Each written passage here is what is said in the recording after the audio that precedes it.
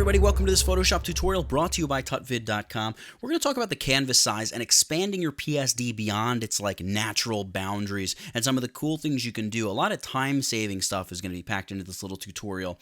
A lot of neat and very useful stuff.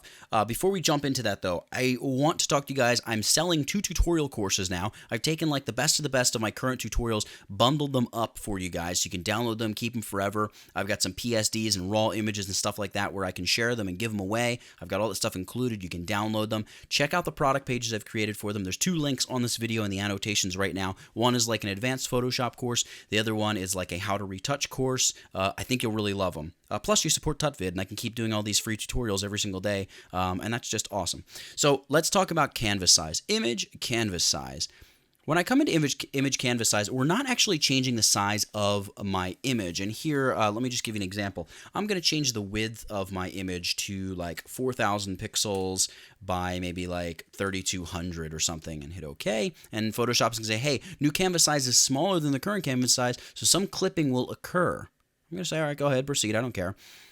Uh-oh, we've lost our couple. Well, we really haven't. If we grab the Move tool, we can drag them over because the whole entire image is still there. We've just changed the actual canvas size. In fact, if I zoom out a little bit and I hit Command or Control T, which is free transform, there's the boundaries of the original image. We've just changed Photoshop's canvas size.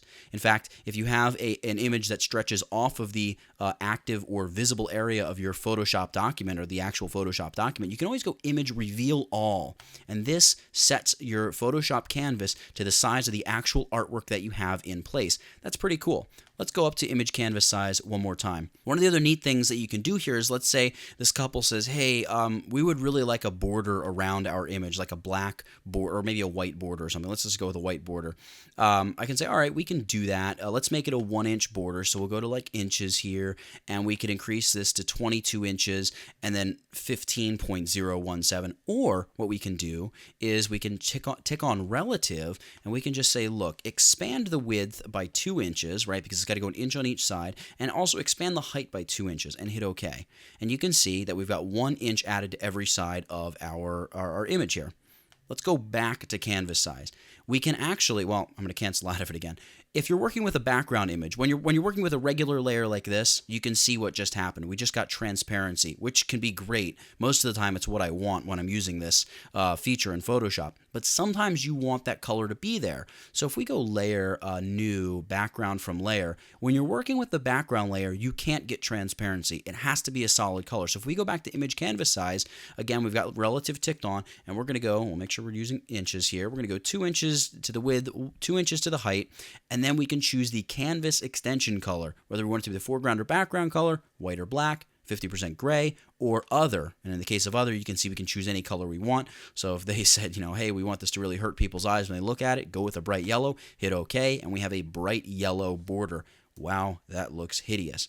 Now, one of the other really cool things you can do is maybe you just need to expand area beneath the image. So we can do that in canvas size as well. Go image canvas size.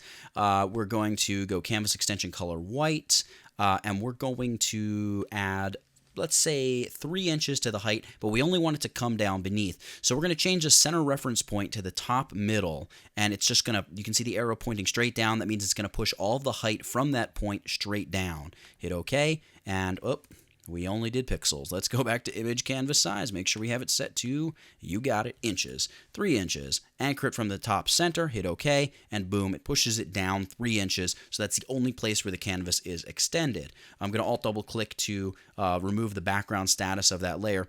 All right, so one last thing here I want you to check out. Let's say we go and expand this image. Let's go canvas size. I don't know. Let's not do relative. Let's use our normal width here and take it to like 8,000 pixels wide. We're not going to change the height. We'll hit OK. We just have some blank space on both sides of our image. Then we go in, we create a new layer, and we use a brush. And this is why this is going to be kind of tricky. And we're going to choose from the swatches. I don't know. We'll choose like maybe like this almost reddish brick, kind of like almost a color matching the brick.